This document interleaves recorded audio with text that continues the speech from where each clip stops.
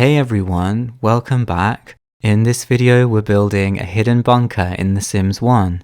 I was pretty excited to build this because it's going to be a kind of underground house, and I've never built anything like this before, either in a video or just in The Sims in general. And unfortunately, you can't really build underground in The Sims 1. You can't place a basement or anything that's under the terrain that you just see on the street level. But I thought it would still be fun to try and build something that would still kind of create the illusion that a building is underground. So I decided to build on 3Sim Lane, and this lot is kind of interesting because it's quite high up within the neighborhood, within the original 10 lot base game neighborhood in The Sims 1. And the way the terrain is, it's kind of like leading down from where the road is, like the whole lot is sloping. And it's almost like this lot slopes down into the next lot behind it, which is 5Sim Lane, which is like the goth house. And the fact that it slopes down from the road means that you can lower the terrain by default without having to raise it first. Because I know on some lots, by default, if you try to lower the terrain, it won't let you. It will only let you raise it. So I thought it would be a good starting point to be on a lot that lets you lower it, because otherwise it would have been necessary to kind of create a big hill on the lot and then dig into the hill. And I felt that might be a little bit unnatural looking. And I really wanted this bunker to kind of look like it's sitting naturally in the land, in the way that the land lies. So I started by just digging a very big hole in the lot, digging down and then flattening the terrain at the bottom.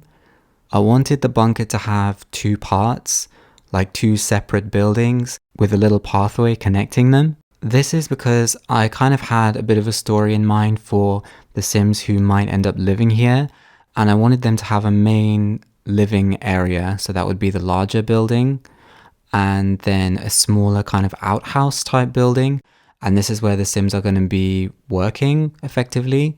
I thought that building a hidden bunker, it might make sense to have two Sims who want to go about their life and their work, maybe doing something a little bit secret, maybe doing something that they don't want the rest of the neighborhood to know about.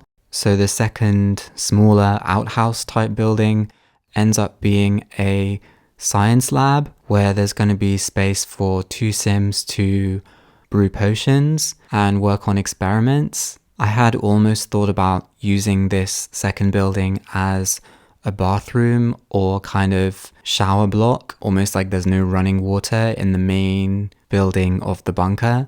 But I ended up fitting a bathroom in there, and I sort of thought it would be nice to have the place where the Sims are going to be working separated from the living space, because if you are kind of working from home, it's good to have a boundary that separates your home life and work life. The main part of the bunker is quite minimal and simple, although I actually feel like it turned out quite cozy, almost like a small apartment that has everything you need and nothing else. So there's a small entrance area with the payphone on the wall, and the kitchen is just off to the left, and it's all open plan, so it's not in a separate room. Then there's the living room to the right, and at the end of the hallway, there's a dining table and chairs, which is facing the door to the bathroom. And then in the back right-hand corner, there is the bedroom, and it's just got two single Spartan special beds, very much focusing on the basics of Sims needs. This is not a particularly luxurious place to live in, although having said that, I did kind of end up using a mix of basic, less comfortable objects, like the Spartan special beds and the recycled couch, the black and white TV, as well as fancier, more expensive objects that I really used just because I liked how they looked in the space, like the silver fridge and the self-flushing toilet that never gets clogged. I almost feel like this mix of objects kind of adds to the makeshift feel of the bunker, like the Sims living here have just kind of cobbled together anything they could get their hands on, just prioritizing functionality to get their needs met so they can go about whatever work it is that they're doing in the science lab. I put 2 satellite dishes on the roof. This is maybe just another way for the Sims living here to have contact with the outside somehow.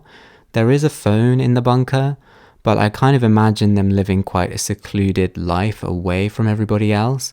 But maybe if you can get a signal from the satellite dishes, it makes you feel like a bit more aware of the world around you somehow. I also put a load of green plants on the roof, kind of to give the impression that nature is comfortably growing all around the bunker, and the bunker is kind of submerged in nature and doesn't want to stand out at all. I mean, this is a little bit of make-believe because in an ideal world, the bunker would be completely covered by terrain, I guess. I placed a privacy fence around the entire exterior of the bunker, so there's no way you could accidentally see it if you were just walking past the house. And then I placed a lot of trees and shrubs right in front of it, so you wouldn't necessarily know that it was there. Then the entrance is kind of tucked away at the back of the lot. There's a gap in the privacy fence where the terrain slopes down a little bit more gradually. I don't think it was really necessary to do that because I find that Sims don't have any issues walking up and down very steep terrain, but maybe it makes it look a little bit more realistic. So there we have the hidden bunker.